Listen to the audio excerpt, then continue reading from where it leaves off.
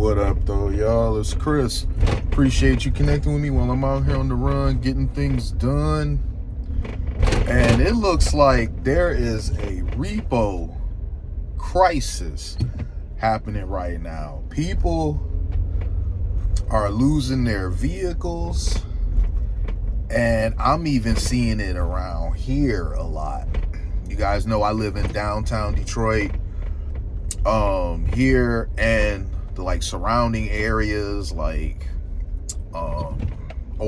by the Riverwalk, Harbor Town,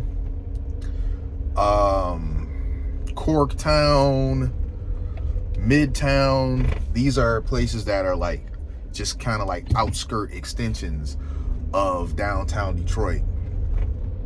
These areas have become a lot more expensive than they used to be.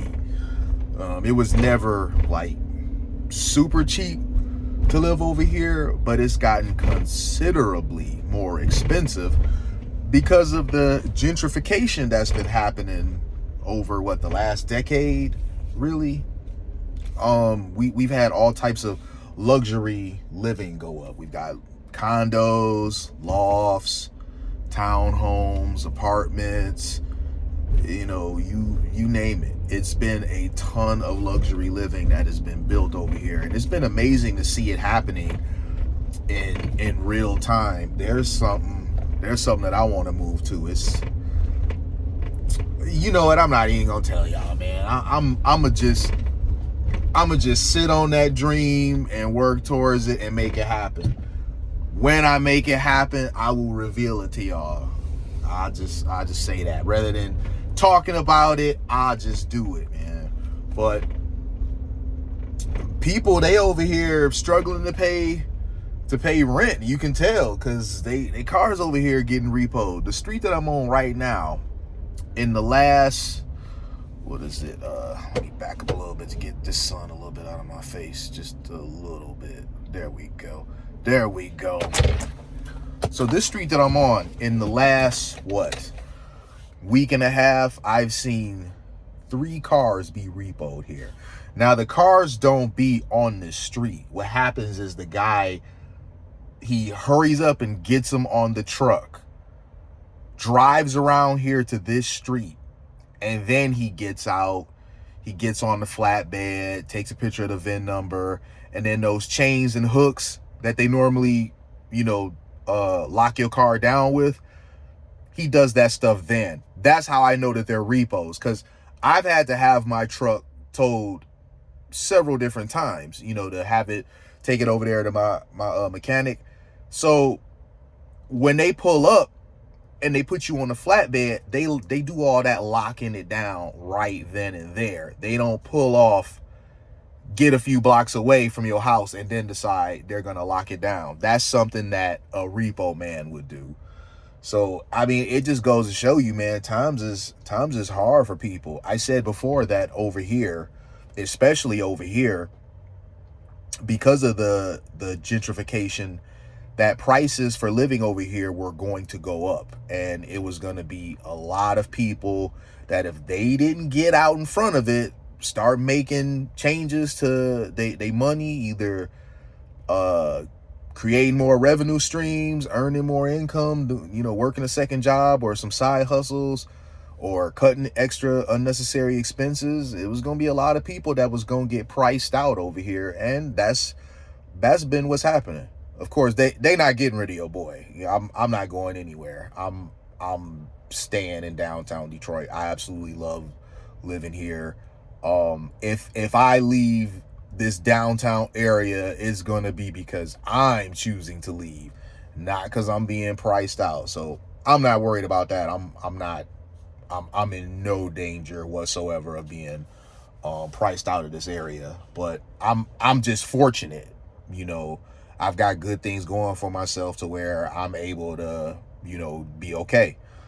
But I think the squeeze of the rent prices, because it's went up. It's went up over here, period. It's went up.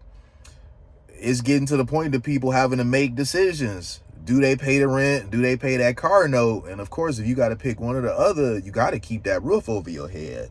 So it's getting tough for people to pay both. And some people, that's not their problem. Some people, they had no business getting these cars in the first place.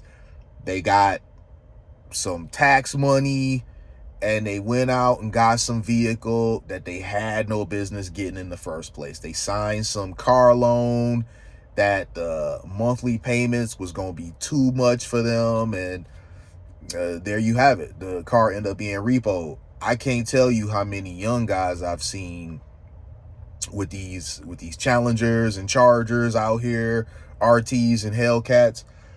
I've seen YouTube videos where you got guys that are 20 years old that are telling you what to do to get yourself into one of those vehicles at that age. But I mean, those cars, especially when you that age, you know, your credit is kind of newer, so they're going to be taking advantage of you. I be seeing people paying $1,200, $1,300,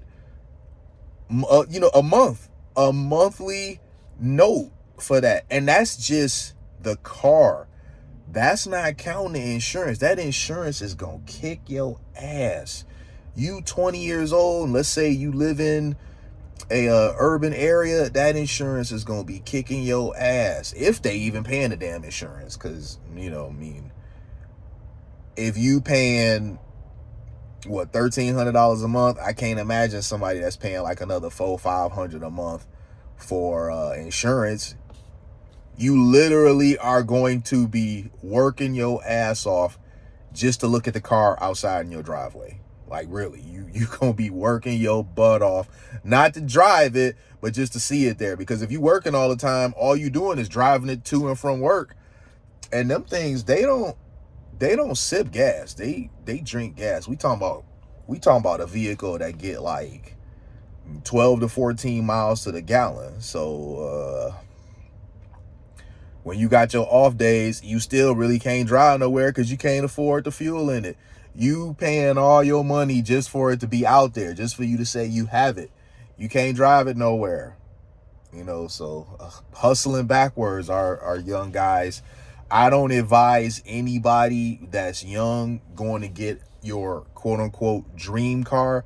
That dream car is going to kill all your other dreams because you won't have any money to fund them. That dream car is going to make sure all your other dreams are dead because you will be dumping all your time, money, resources into just keeping the dream car outside so you can pose on the gram with it.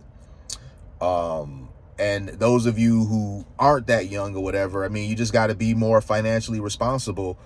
Don't let what you want to do outweigh what you need to do. It doesn't matter how much you may want that G-Wagon. If you realistically cannot afford those monthly payments, you know that you are going to struggle making those monthly payments.